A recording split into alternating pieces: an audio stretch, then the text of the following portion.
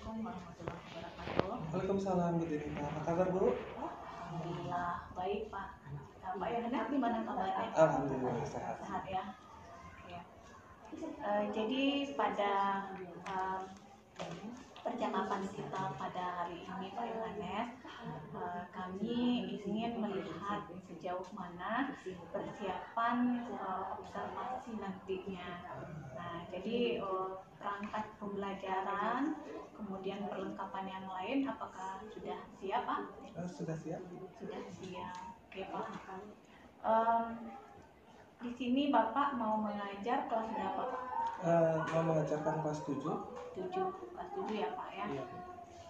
Terus nanti itu diperkirakan observasinya kapan Pak rencananya?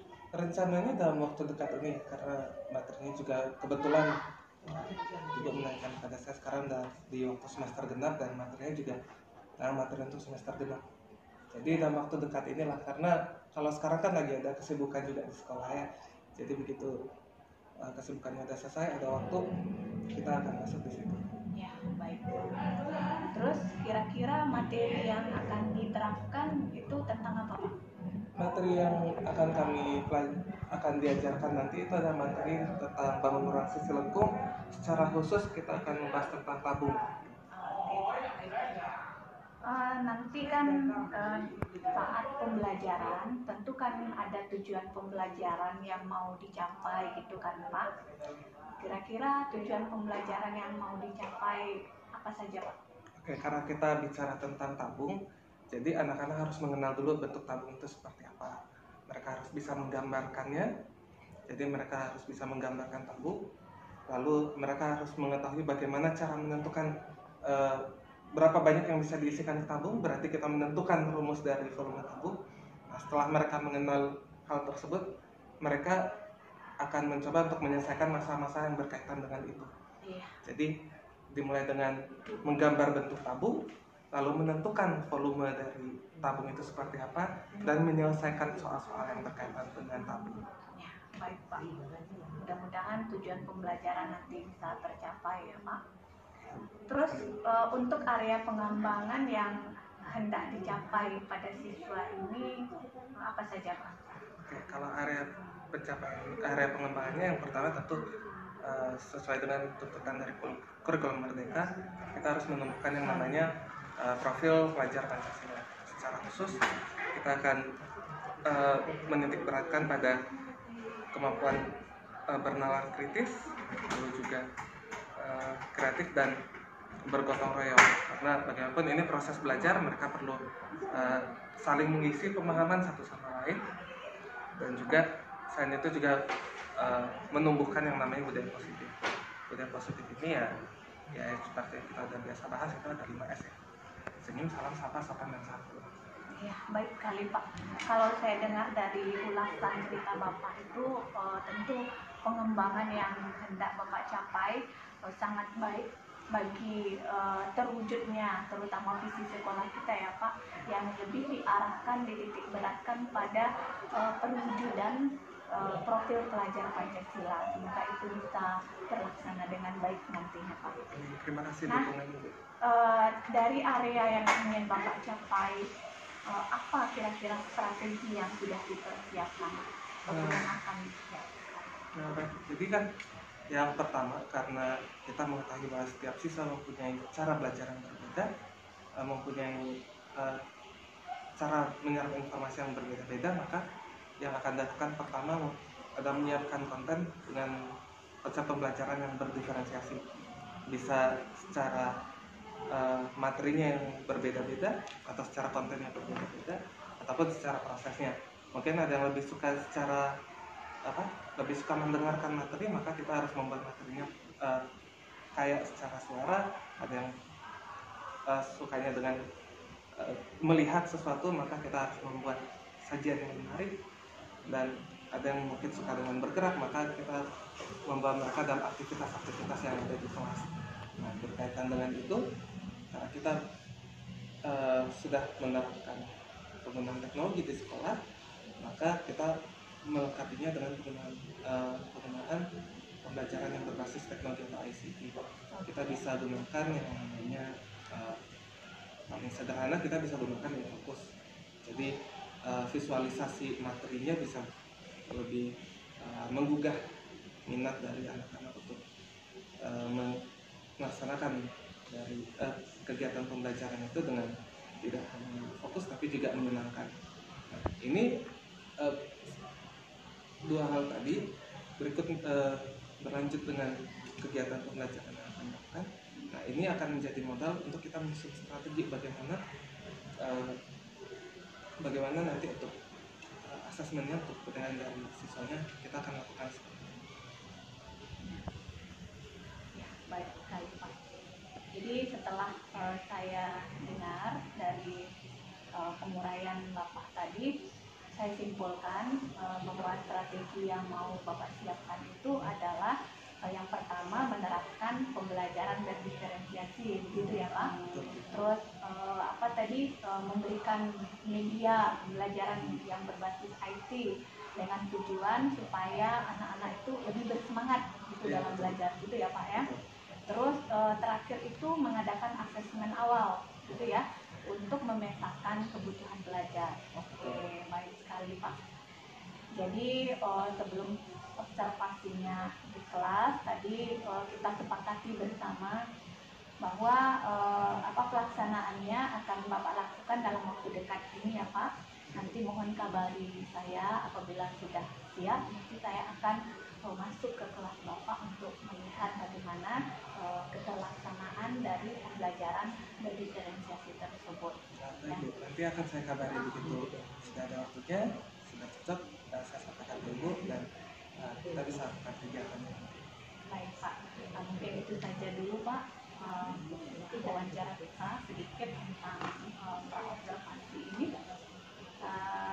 Saya akhiri dengan wassalamualaikum warahmatullahi wabarakatuh. Waalaikumsalam warahmatullahi wabarakatuh. Terima kasih Bu ya. Selamat siang.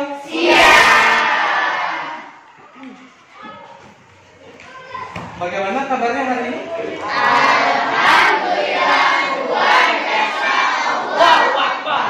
Baik, sebelum kita mulai kegiatan pembelajarannya, Bapak minta ketua kelas ya, apa soalnya untuk pimpin doa. Semua siap.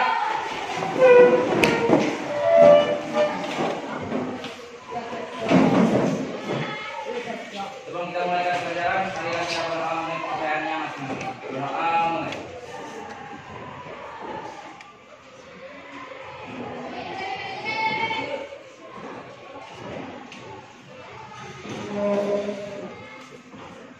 Doa selesai. Baik, terima kasih untuk bantuannya. Ayo, Bapak ingin cek dulu semuanya sudah siap belum untuk belajar hari ini? Ya. Yakin. Kok Bapak lihat mejanya masih polos ya? Nggak banyak buku matematikanya? Ya, keluarkan dulu bukunya. Alat tulisnya. Keluarkan dulu. Sudah?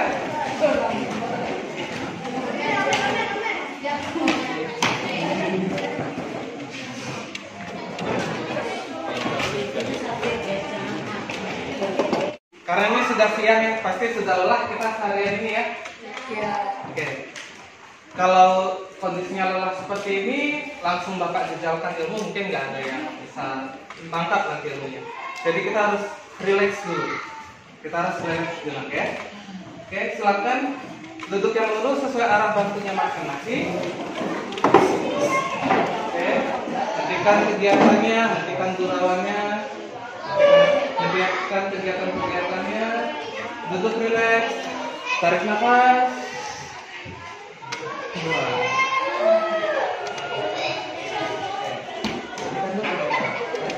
Kita tenang dulu, kita tenang. Tarik nafas. Buang.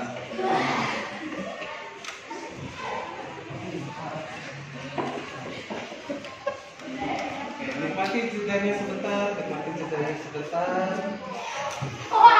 Nikmati apa yang sedang kalian lakukan sepanjang hari ini. Terima bahwa itu semua terjadi untuk kebaikan kalian. walaupun seandainya terjadi hal-hal yang kurang menyenangkan ya.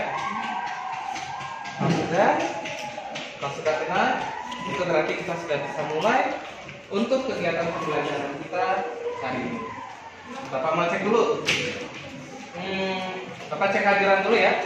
Alta Fatur Rahman hadir. Azra Quinta, Auzia Quinta hadir.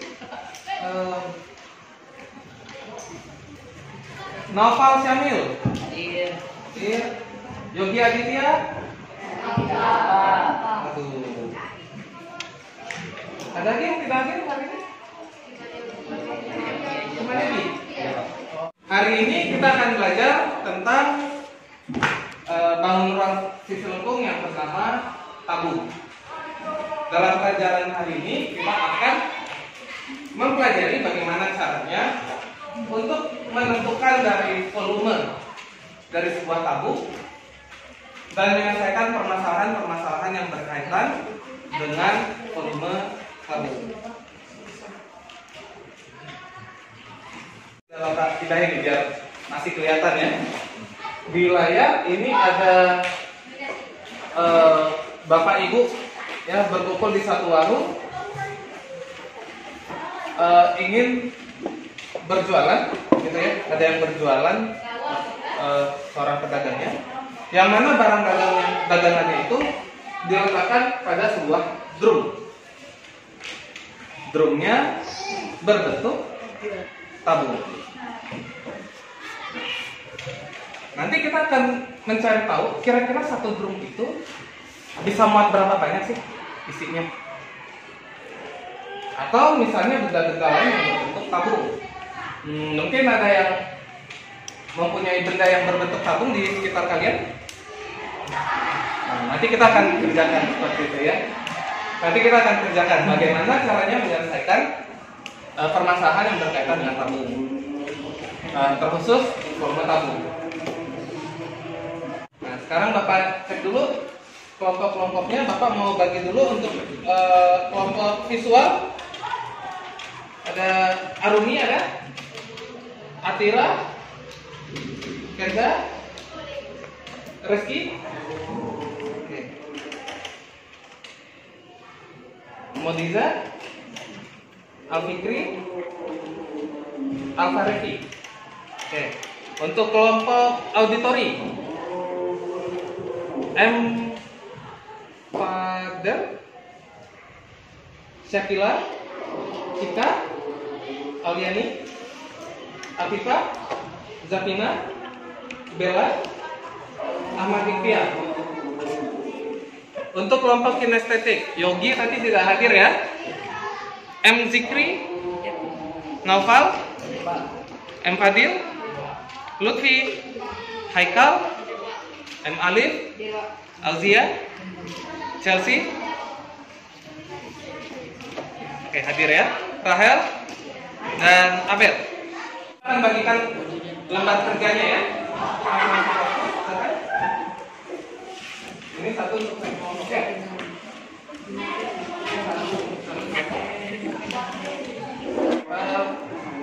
Ada masalah ya di halaman kedua, boleh dibuka halaman kedua di lembar kerja yang Bapak kasih. Di bagian atas ada gambar ini tadi. Ada masalahnya ya. Nah, kira-kira bagaimana sih cara memecahkan masalah yang ada di kasus tersebut? Kalau sekarang sudah dapat gambaran belum kira-kira? Oke. Ini oke. Kalau gitu Bapak minta semuanya tenang ya. Bapak minta semuanya tenang ya. Karena Bapak akan membagikan untuk tim auditori.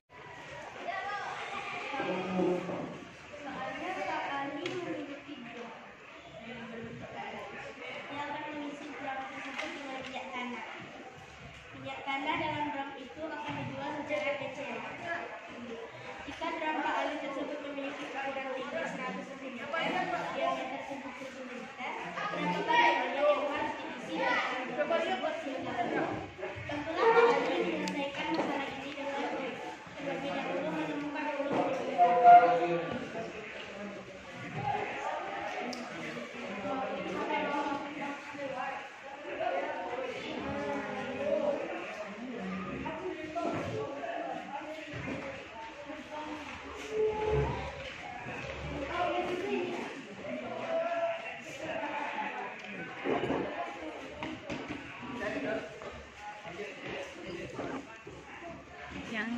Yang mana?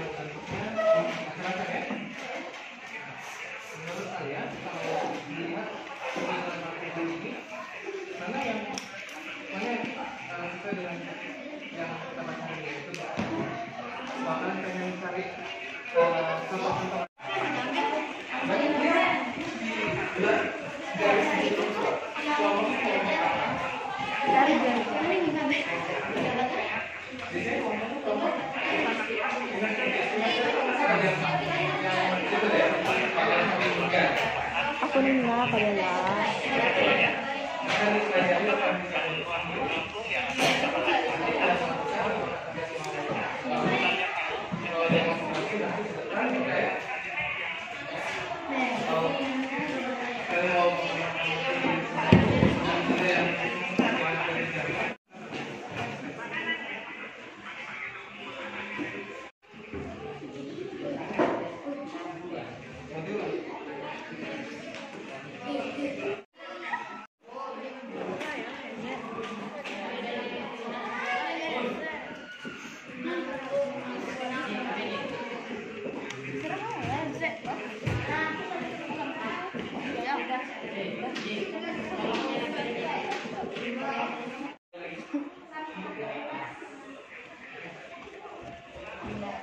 Waktu diskusinya sudah habis ya.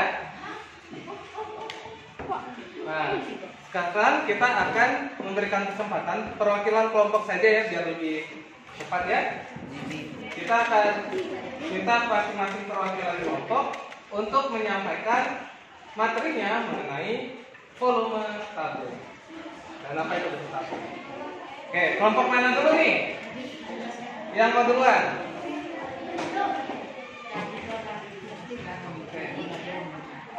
Mau kelompok mana dulu nih? Kelompok visual, auditori, atau kinestetik? Sebelum Bapak tunjuk, ayo.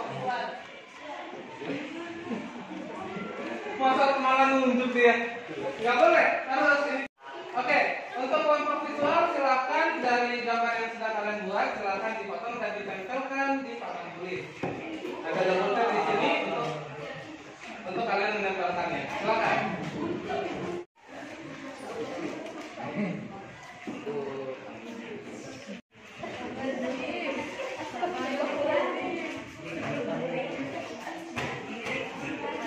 Ya, ada lagi?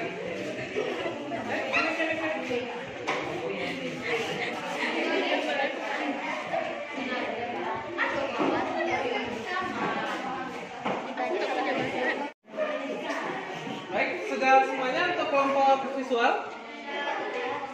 Untuk perwakilannya saja, untuk menceritakan kembali apa materi yang sudah disampaikan melalui audio yang Bapak kirim tadi. Silakan. Di depan.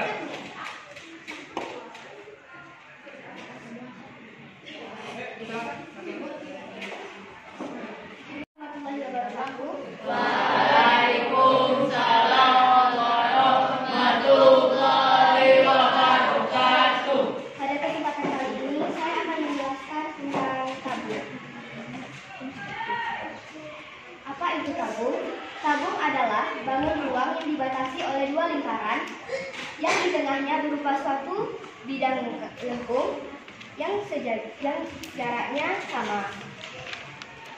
Sehingga jika dibuka menjadi persegi panjang.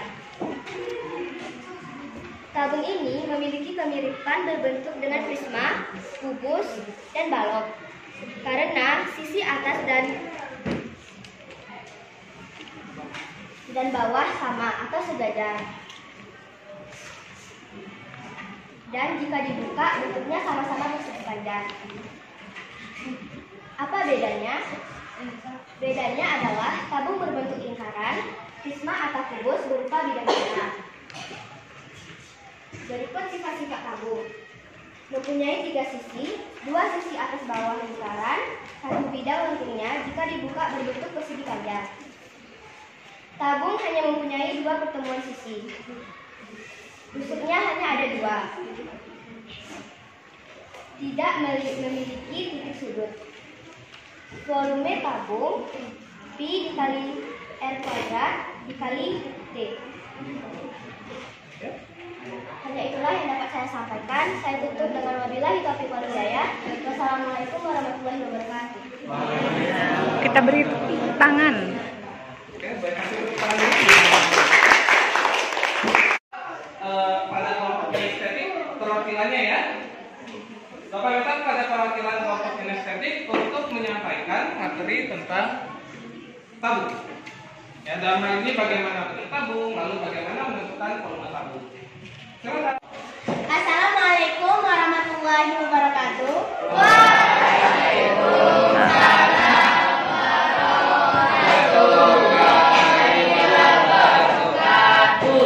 Kami dari kelompok kinestetik akan menjelaskan tentang tabung. Kami dari kelompok kinestetik beranggapan bahwa ini termasuk dalam kelompok tabung. Ingat, bukan ini saja yang benda berbentuk tabung, tapi masih banyak lagi. Di sini dapat kita lihat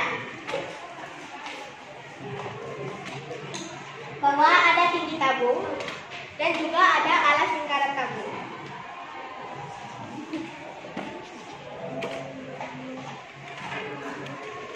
Nah, apa sih rumus dari tabung?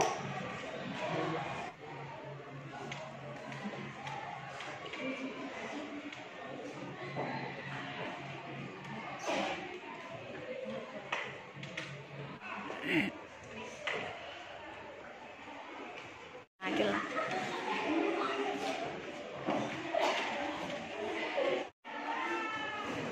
P sama dengan luas alas kali tinggi sama dengan luas lingkaran dikali tinggi sama dengan I R kuadrat kali T sama dengan I R kuadrat. Pertanyaan yang di sini mau disampaikan oleh teman-teman.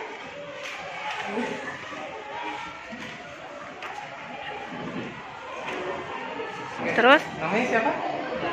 Ada. Silakan pertanyaannya. Karena pilihan pangkat 2 ini adalah luas lingkaran. Bagaimana bisa ini? Sudah cukup. Silakan ditutup dulu.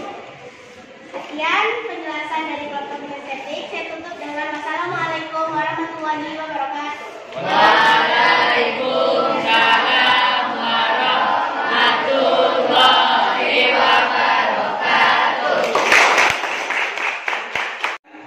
Bapak dan terima kasih untuk kegiatannya hari ini. Bapak lihat semuanya sudah bekerja dengan baik, semuanya sudah aktif, dan semuanya sudah menyampaikan hasilnya sesuai dengan yang diharapkan.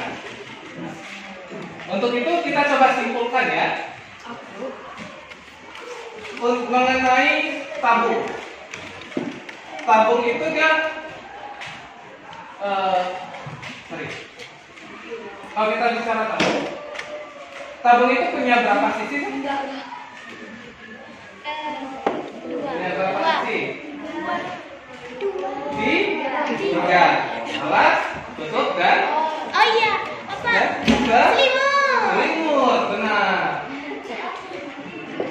Nah, tabung ini kita bisa hitung volumenya, kita bisa hitung isinya. Dengan caranya seperti apa? Rumusnya apa? Masih ingat nggak? Jaga di papan nih kalau ada yang lupa. Rumus volume tabung apa? I R kuadrat kali tinggi. Nilai Pi-nya ada 2 macam ya. Bisa 22/7, bisa 3,14. Tergantung jari-jarinya atau tergantung tingginya. Kalau ada lipatan 7 gunakan 22/7 agar lebih mudah. Untuk latihannya, Bapak sudah menyiapkan latihan. Nanti tinggal dicek di handphonenya masing-masing. Bapak akan kirimkan link soalnya. Kita akan tutup kegiatan. Oke, ada yang mau ditanyakan?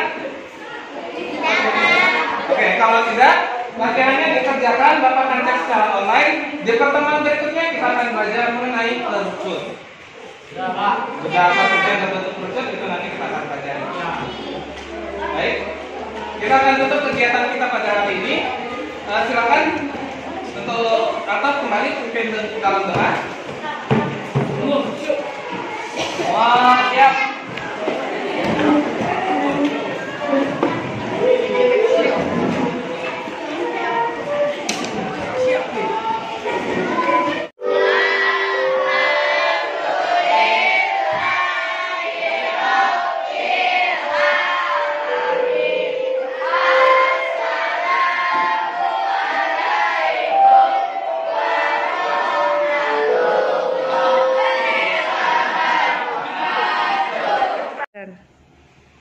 Pak Johannes, tadi kan Bapak sudah masuk ke dalam kelas dan melaksanakan pembelajaran berdiferensiasi, dan saya sudah melihat bagaimana Bapak mengajar, terus sudah juga menceklis beberapa item di dalam lembar observasi tersebut.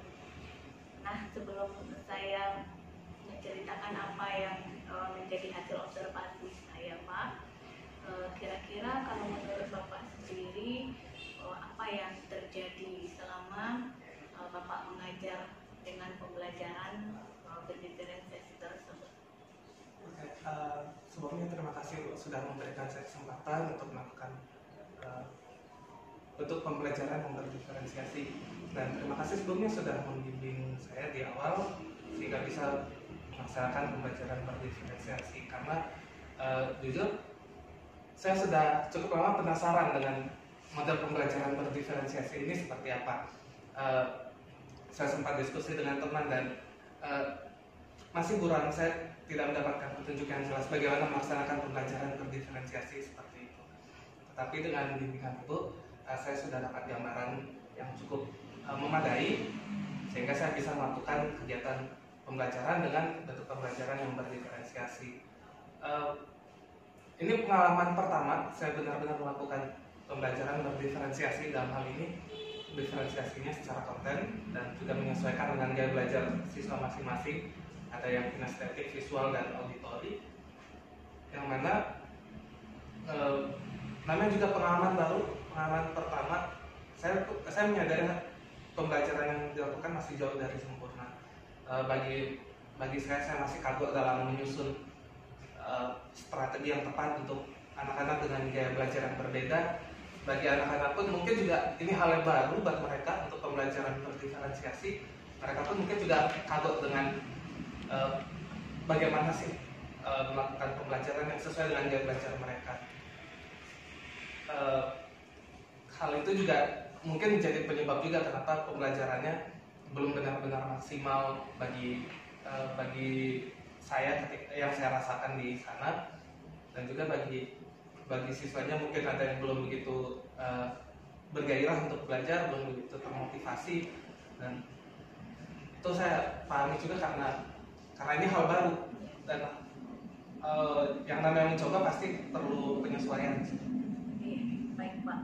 Jadi sama dengan apa yang saya dapatkan selama jadi observer Bapak ya, secara keseluruhan itu Bapak sudah melaksanakan pembelajaran sesuai dengan langkah-langkah di RPP seperti itu. Namun ada juga beberapa langkah yang mungkin terlupakan atau mungkin waktu mungkin ya. Jadi ada yang tertinggal seperti penyelesaian. Nah, kemudian dari penjelasan Bapak juga tadi saya juga melihat bahwa di samping ketuntasan dari penerapan pembelajaran berdiferensiasi ini, pada sisi siswanya itu kata Bapak tadi memang benar terlihat juga oleh saya kurang bersemangat, kurang bergairah ya waktu mengikutinya. Mungkin ini adalah suatu hal yang baru menurut penjelasan seperti yang Bapak sampaikan tadi. Nah, kalau menurut Bapak sendiri itu kira-kira bagaimana cara mengatasinya yang siswa yang kurang bersemangat ini supaya menjadi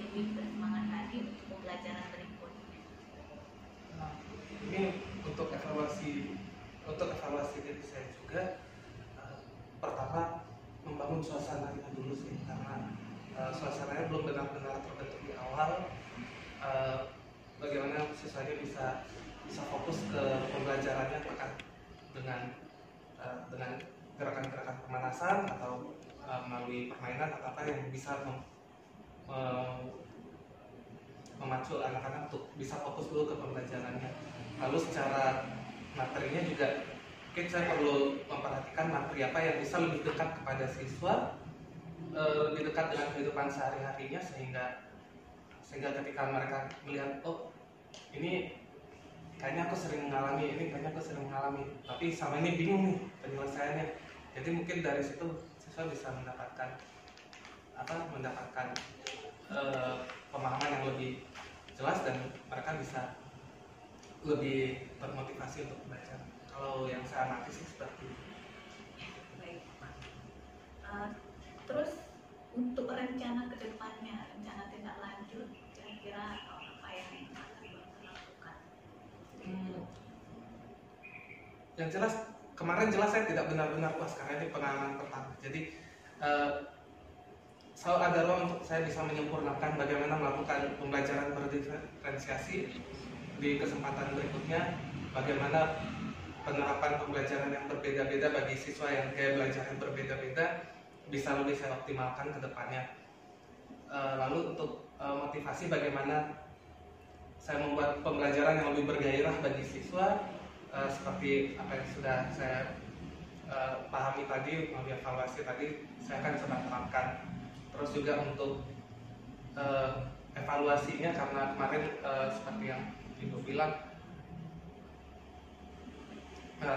terlewat untuk evaluasinya, saya perlu menyiapkan bentuk-bentuk evaluasi yang bisa dilakukan di kegiatan pembelajaran tersebut yang penilaiannya sesuai dengan bagaimana cara kita mempelajari materi ini. Baik, Pak. Baik, Bob dan Pak ya. Jadi saya sudah mengamati dan melihat bagaimana pelaksanaan pasca observasi yang sudah dilakukan baik di saat observasi maupun pasca observasi.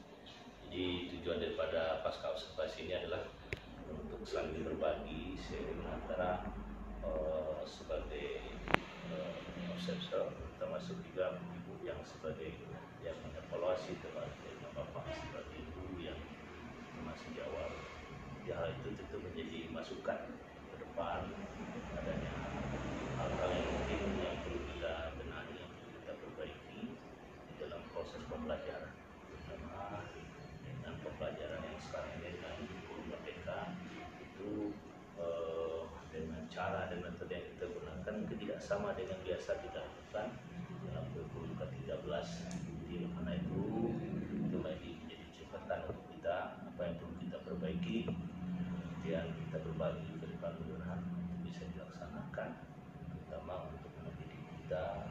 Mungkin ini cara baru yang kita lakukan ya dalam siswa-siswa kita yang mungkin tidak sebelumnya di dalam pembelajaran itu bisa diterima ataupun skenario yang sudah kita buat itu bisa berjalan sebagaimana mestinya. Karena masih baru, tentu masih dalam tahap penjajakan, termasuk Bapak juga sebagai pengajarnya tentu lebih kita harapkan secara bertahap kita merubah cara pembelajaran yang biasa kita lakukan dengan pembelajaran sesuai dengan kurikulum merdeka ya, dengan pembelajaran terpusat kepada siswa sesuai dengan minat dan bakat daripada mereka sendiri. Jadi mungkin itu sebagai evaluasinya dengan ke depan ya, kita sama-sama untuk memperbaiki cara pembelajaran yang sedang kita lakukan, di mana pembelajaran terpusat kepada anak siswa menjadi lebih baik. Sekira itu saja ya dari saya sebagai pengajar praktik dalam pelaksanaan memantau pelaksanaan observasi dan pasca